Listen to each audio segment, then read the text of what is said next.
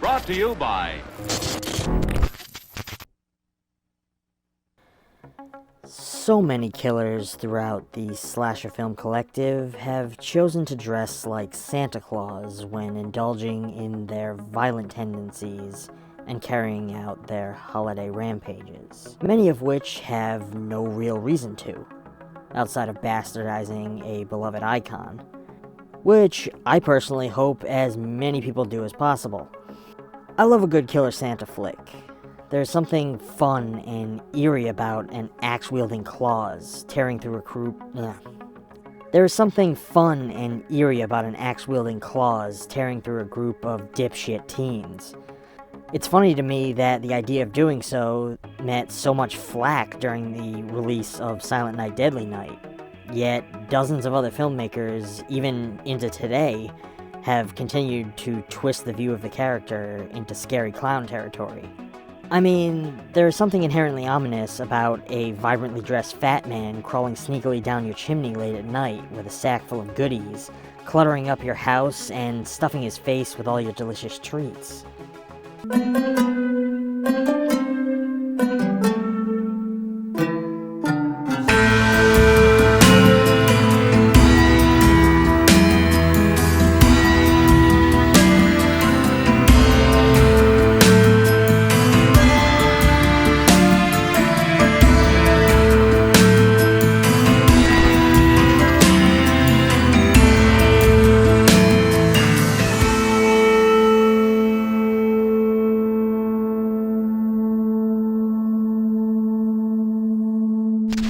Hello friends, and welcome back to ETF.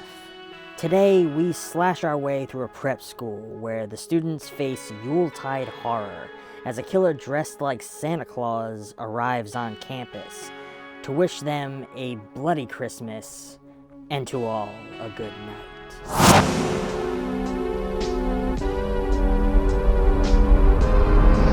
Releasing in 1980, this film kicks us off 2 years in the past with the accidental death of a girl at this isolated prep school. This is the overly obvious catalyst for the events that will further unfold over this film's excruciating runtime. In all honesty, this film isn't all that long, coming in at just under an hour and a half. However, for some reason, despite getting pretty quickly to the point of why we all took the time to rent this one back in the day, it feels like it drags on far longer than intended.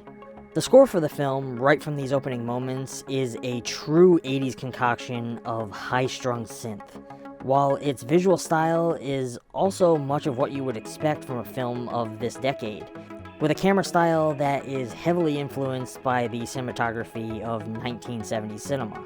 We're talking slow, locked-down, extended takes for the duration.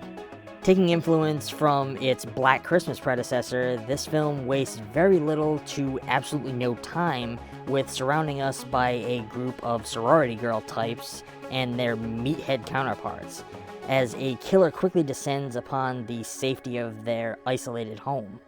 Within the first 10 minutes of the narrative, our body count has already risen to 3. Which is wildly elevated when compared to the many others who have taken the time to build character before any of the slaying actually begins. The pacing of this film moves pretty quickly, without delivering much development for any of its core characters. It's not a film that attempts to set up any viable reasons for the killer's wardrobe choices or motives early on. It feels as though the filmmakers are just attempting to capitalize on the success and reaction to Silent Night Deadly Night.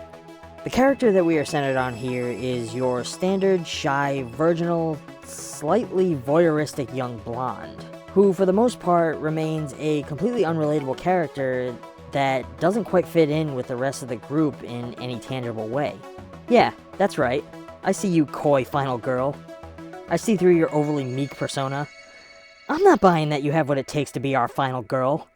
But I'm sure that they'll give it to you anyway due to the chastising nightie and pigtails combo that you've got going there. This is a story that screams sexed up teen romp. Every woman in the film is an absolute slut puppy, practically throwing themselves at the guys that they have invited over specifically to ride into the sunset. The killer throughout this film makes no real attempts at stealth. He hilariously walks from place to place without a care in the world and slays the night away. He even takes out one of the cops with the laziest axe swing of all time. Speaking of which, while the effects are of course practical at this time, many of them are overly cheap and extremely lazy. They cut from the action to the aftermath and never give us any of the impact of the moment. The performances in this film are fairly standard for an early 80s low-budget slasher flick. So, as you can imagine, they are pretty cheesy. However, it's the writing and overly simplistic plot that really does them in. This film feels all over the place, presenting wooden-ass dialogue and scenes that are structured to jump around far more than necessary. Our main hero guy makes a weird flip from timid to suave to overly violent to absolutely pathetic in a matter of a few scenes. It's like the filmmakers couldn't decide what to do with him. There was absolutely no holding back on the nudity here, flashing and slashing tits left and right like a bloody peep show. For so much of the runtime, so many of the characters remain ignorant to what is going on around them. Too busy with their sexed up escapades to realize that others are being picked off around them one by one. One thing that bothered me was that, from what I could tell, there wasn't much of a reason for this film to take place around Christmas. I mean, outside of cashing in on the success of much better films.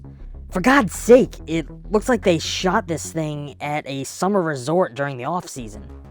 With heavy spoilers, this film tries to pull off a double twist finale in the vein of Friday the 13th, but doesn't invest us well enough in the moment to make any of it impactful, leaving us with a quite bland and painfully dull climax, which leads me to give To All a Good Night a pretty solid D.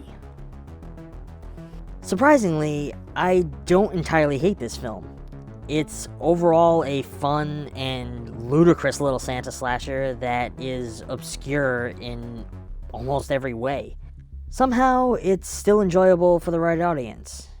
If you were looking for holiday horror to laugh about over drinks with friends, I recommend checking this one out.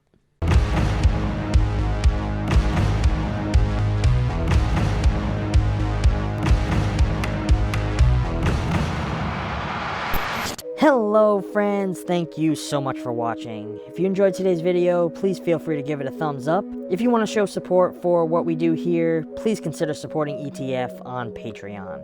We don't expect all that much, but every little bit helps us grow and create more content for you all to enjoy. As always, don't forget to subscribe if you aren't already, and I will catch you all next time.